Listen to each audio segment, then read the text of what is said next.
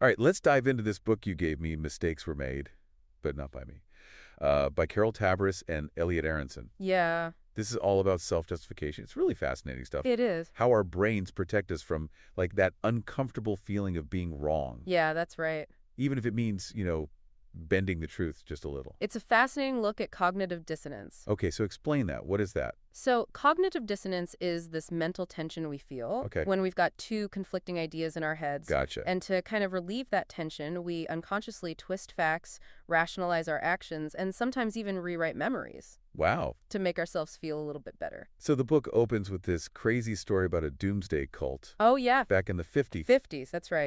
that illustrates this whole idea of cognitive dissonance. Yeah, so the cult was led by this woman named Marian Keech. Okay. And she believed she was receiving messages from aliens warning of like an impending apocalypse. Oh, wow. And some of their followers, they took it really seriously. Okay. Like quitting their jobs, selling their possessions, just waiting for this flying saucer to come rescue them on this specific day. Okay, so the day comes, no apocalypse, no spaceship. Right. What happens? Well, this is where it gets really interesting. So Yeah. you've got this social psychologist, Leon Festinger, who was actually studying the group. And he predicted that the members who were like super committed to the prophecy Yeah. would actually double down on their beliefs, even though it was disproven. Wait, so they became even more convinced after being proven wrong? It sounds counterintuitive, Yeah. but it makes sense when you think about cognitive dissonance. Okay. They're faced with this huge conflict, right? Their beliefs were just totally shattered. Yeah. So to ease that mental discomfort, their brains went into overdrive. They clung to the prophecy even tighter, twisting facts, to fit their narrative. So their brains just like hit the ignore button on reality. Exactly. Wow. It's a powerful defense mechanism. Okay, so this isn't just about like cults, right? No, it's much broader. Yeah. Tavris and Aronson, they explore how this self-justification thing plays out in all these different areas. Right. Relationships, politics, the justice system, it's everywhere. So they talk about this this thing called the pyramid of choice, Yes. which sounds kind of ominous. It's a good metaphor for how we justify our choices. Okay. Imagine a pyramid. Okay. At the top, you've got a choice, right, with all the uncertainty. Yeah. But as you make these little decisions that justify that first choice, you go down the pyramid. Each choice builds on the last one, Okay. making it harder to back out. So we're like digging a deeper hole with each justification. Exactly. Wow. And they give this great example of Jeb Magruder from the Watergate scandal. Oh, right. Probably a decent guy to start. Okay. But he gets caught in this web of justification. Right. Start small, agreeing to just read a stolen document. Right. But eventually it snowballs into criminal activity. So each step down the pyramid made it harder to see the big picture. Exactly. That's a little unsettling. It is. But this isn't just, politicians, right? No, no, no. It's all of us. Happens in everyday life. Give me an example. Infidelity, trying drugs, staying in a bad relationship. Oh, yeah. All of these situations involve those small choices Right. that add up to big consequences. And we justify each step, Right. saying it's not so bad, things will get better. Exactly. But then we get those blind spots where Yes. we don't see our own biases. The book gives this fascinating example from the Museum of Tolerance. Okay? Visitors were quick to point out prejudice in others, but they missed this big sign that said unprejudiced. Really? They literally walked right by it. Wow, that's ironic. It is. We're better at seeing hypocrisy in others than in ourselves. Right. Our brains are wired to protect our egos. Yeah. That means ignoring our own flaws while judging others.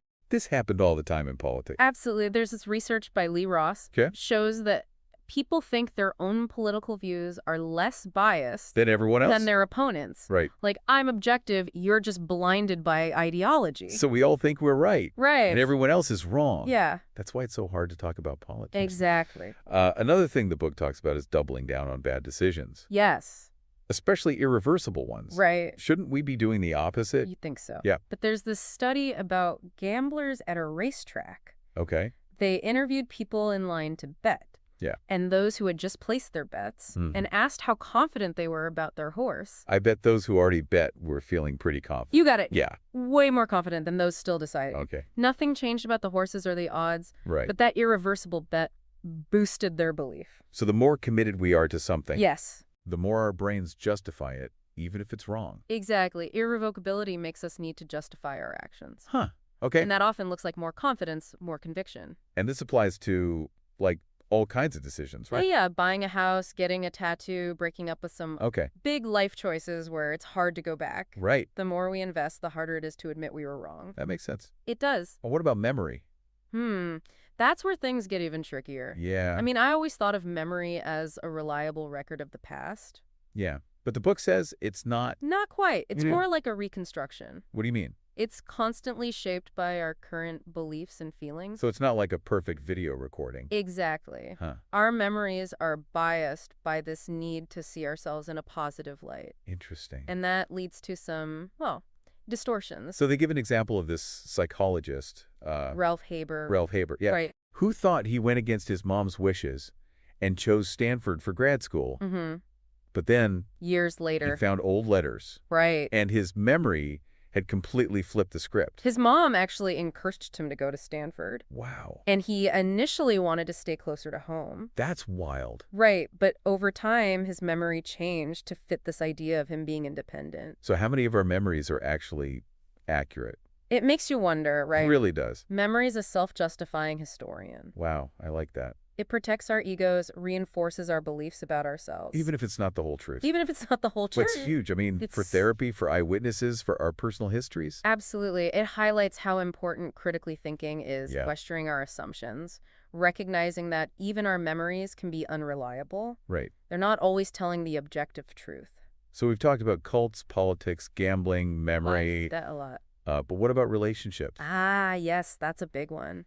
How does self-justification show up there? Well, that's what we'll explore in the next part of our deep dive. Okay, looking forward to it. Yeah, it gets really interesting. All right. Yeah. So before we were talking about memory and how it could be warped by this whole self-justification thing. Yeah, it's fascinating. But let's talk about relationships. Okay. Because that seems like, prime territory for self-justification. Oh, absolutely. I mean, relationships are all about maintaining a positive view of ourselves and our partners. Right, and that can be tough when, conflicts come up. For sure. And the book talks about this couple, Frank and Deborah, who had these totally different communication styles. Yeah, Frank was like the avoidant type. Okay. Saw himself as the calm one. Right. Deborah was more emotionally expressive. Gotcha. So she often felt like ignored. So not like cheating or abuse or anything. No. But this communication breakdown was causing problems. Exactly. And the more they each justified their own style, Uh-huh. the less they understood each other's perspective. Right, so it's like they were both digging in their heels. Yeah, and the book makes this point about how happy couples and unhappy couples That's right. see things differently. In what way? It's all about giving each other the benefit of the doubt. Okay. Happy couples, they assume the best. Even when their partner messes up? Right, they're like, he's just stressed or she's having a bad day. But unhappy couples? They jump to negative conclusions. Like what? He's so inconsiderate or she always starts fights. So they see it as like a character flaw. Exactly, and over time, that erodes the relationship. That makes sense. It's a dangerous path. So if we recognize these patterns, Yeah. can we break out of them? It's possible. First step is awareness. Right. Noticing when we're twisting things to protect our ego. Okay. Then we can start to see our partner's side. So the book also talks about self-justification in the criminal justice system. Ooh, yeah, that's a big one. Yeah, it seems like it could have really serious consequences there. Absolutely. Potentially leading to, markful convictions. And reinforcing biases. Exactly. So they use this term investigator bias. Right. Explain that. So it's when detectives or prosecutors, they get so focused on a suspect Okay. that they miss evidence pointing to someone else. So they get tunnel vision. Yeah, they're building a case, Uh-huh. and they see everything through that lens. Even if it means ignoring the truth. Exactly. Wow, that's scary. It can be, and it often starts small. Give me an example. Like dismissing an alibi witness as unreliable. Okay. Or overemphasizing a suspect's nervousness during questioning. So they're twisting the facts, Right, it's about being right. even if it means getting it wrong. Sadly, yes. So they give an example in the book, Patrick Dunn. Oh, right, the retired principal. Yeah. Falsely accused of killing his wife? The police were convinced he did it. Okay. And they focused on this witness who was not very credible But he was willing to testify. in exchange for a lighter sentence. Oh, wow. And they ignored a solid alibi from a credible witness. Because it didn't fit their theory? Exactly. That's investigator bias. Wow. The need to be right trumps everything. And then there are false confessions. Right. How can an innocent person confess to something they didn't do? It's hard to understand. But self-justification plays a huge role. I mean, the pressure of interrogation. It's intense. Yeah, hours of questioning, being told they have evidence. Even if they don't, Right. it's easy to start doubting yourself. Like, maybe I did do it, And then once you confess, even if it's false. the need to justify that confession takes over. If you have to reconcile it with your own sense of self. Exactly. And that leads to some mental gymnastics. Like what? Maybe I repress the memory, or I'm protecting someone else. It's crazy to think that happens. It does. The book says a lot of people exonerated by DNA evidence Had confessed. Wow, that's disturbing. It is. It shows how unreliable memory can be. And the power of the situation. So the book also criticizes some interrogation techniques. Yeah, they're designed to get confessions. Even from innocent people? Right, like the Reed technique. Which is used all over? Yeah, it's taught to law enforcement everywhere. So it's more about psychological manipulation. Than physical force. Right, so what do? They create a sense of hopelessness. Okay. Minimize the moral consequences of the crime. Offer false sympathy, promises of lenience. All to get a confession. Exactly. They talk about Michael Crow. The teenager who was falsely accused of murdering his sister. Right. Interrogated for hours, sleep deprived, pressured until he confessed. Even though he was innocent. It's a tragic case. It really is. And it shows the danger of relying on these coercive methods. But it seems like law enforcement is resistant to change. There's that self-justification again. Right, they've built their careers on these methods. Admitting they're flawed is tough. So what can we do? The book suggests videotaping interrogations for transparency, independent commissions to review misconduct, and training officers on false confessions and coercive techniques. Those seem like good solutions. They are. But self-justification makes it hard to change. It does, even when the changes are needed. But at least awareness is a start? It's crucial. Yeah, the more we understand these dynamics, the better equipped we are to challenge them. So we've seen how self-justification can lead us astray. In so many ways. But the book doesn't end on a negative note, does it? No, not at all. So in the next part, we'll explore the flip side. Okay. How understanding self-justification can actually help us. I think you'll find it really interesting. Looking forward to it. Okay, so we've covered a lot of heavy stuff about self-justification. Yeah, it can get pretty dark. It can. But the book doesn't just leave us on a, negative note, right? No, definitely not. It actually suggests that understanding this whole self-justification thing can actually be a good thing. It can be really empowering, actually. Okay, I'm intrigued. How so? Well, when we understand how our brains work, how they protect our egos, we can start to, question our own assumptions. Yeah. Ask ourselves, am I holding on to this belief because it's true or because it just makes me feel good? So it's like shining a light on those blind spots. Exactly. But then, what about when we realize we've made a mistake? Right. Admitting we're wrong is tough. It is. It goes against our nature. Yeah? But Tavris and Aronson, they say admitting mistakes isn't weak. It's actually a sign of strength. Okay. And research shows that people who admit their errors are seen as more competent and trustworthy. That's interesting. It's about humility, being willing to learn and grow. And they give examples, like Oprah Winfrey. Oh, yeah, with the James Frey memoir. When she realized it was fabricated. She didn't get defensive. She owned up to it. Right. Used it as a chance to talk about honesty and accountability. And then there's that NASA engineer, Wayne Hale. Oh, yes, he sent that email taking responsibility for a mistake. And it changed the whole culture at NASA. It did. People felt safe to speak up about errors.